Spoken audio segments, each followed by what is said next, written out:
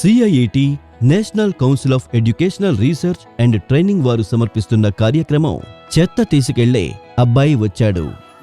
బండి వచ్చింది చెత్త తీసుకురండి, బండి వచ్చింది చెత్త తీసుకురండి, బండి వచ్చింది చెత్త తీసుకురండి, బండి వచ్చింది చెత్త తీసుకురండి. శాంతి, చెత్త కవర్ని చెత్త బండిలో పాడే. అలాగే అమ్మగారు, ఇప్పుడే వెళ్తున్నాను. అదిగో విను, ఆకుపచ్చ ఇంకా నీలం 2 చెత్త డబ్బాల నుండి కవర్లను తీయి. అమ్మగారు అలాగే.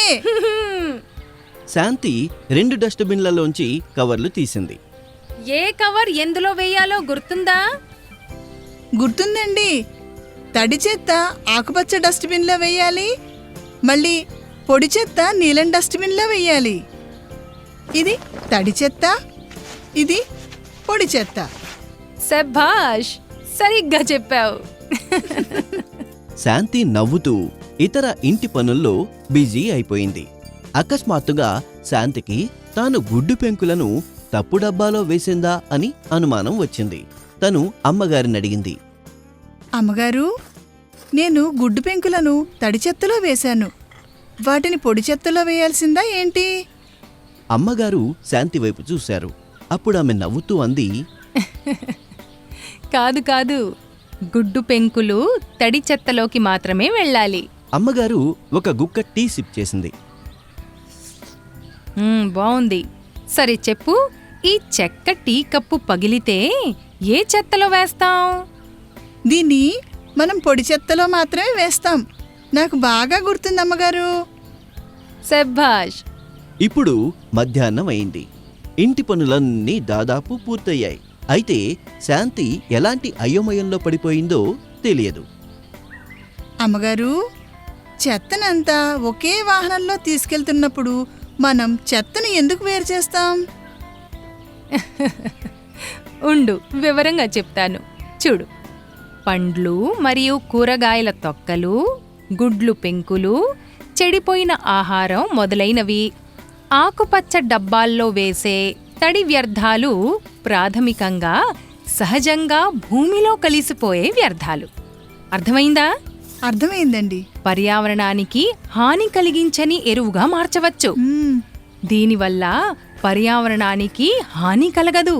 మరోవైపు కాగితం, గాజు, plastic, metal, food packaging materials మొదలైనవి నీలం డబ్బాల్లో వేయాల్సిన పొడి వ్యర్థాలు. అవి మరోసారి ఉపయోగించగలిగినవి. అలాగా? రీసైక్లింగ్ కోసం పొడి చెత్తను కలుషితం చేయకూడదు.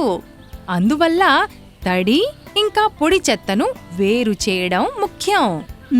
అందువల్ల వ్యర్థాలను సక్రమంగా నిర్వహించడానికి మనం వేర్వేరు చెత్త డబ్బాల్లో వేస్తాం. అలాగా?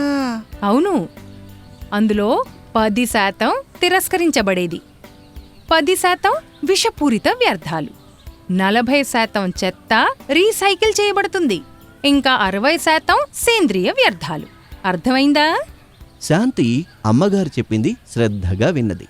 ఆమె అంది, అమ్మగారు, మీరు చెప్పిందంతా నాకు అర్థమైంది. చివరిగా ఒక్క ప్రశ్న. అడుగు. మీరు బజార్లో కొన్ని డస్ట్బిన్లో వేసే పెద్ద పేపర్ షీట్లు ప్రకృతిలో సులభంగా కలిసిపోయే విధంగా చిన్న ముక్కలుగా చిరిగిపోయి కంపోస్ట్గా మారుతాయి. కానీ వాటిలో మీరు చాలా చిన్న ప్లాస్టిక్ సంచులను చెత్తలో వేయిస్తారు. అవును. అయితే అవి పర్యావరణానికి హానికరం కాదంటారా? శాంతి మాటలు విని అమ్మగారి నోట మాట రాలేదు. ఏమైందమ్మగారు? అమ్మగారు నవ్వుతూ చెప్పింది, నువ్వు చెప్పింది నిజమే శాంతి. ప్లాస్టిక్ సంచులలో చెత్తను సేకరించడం సరికాదు. ఇవాల్టి నుంచి ఈ విషయంలో కూడా జాగ్రత్త పడతాను. అమ్మగారు, నేను కూడా. ఇప్పటి వరకు మీరు విన్నారు national council of educational research and training వారు సమర్పించిన కార్యక్రమం చెత్త తీసుకెళ్లే అబ్బాయి వచ్చాడు. అనువాదం మరియు రికార్డింగ్ సహకారం అందించిన వారు clapper entertainment. Program coordinator professor Usha Sharma. ఈ కార్యక్రమానికి అకాడమిక్ సపోర్ట్ అందించిన వారు యాచనా గుప్తా.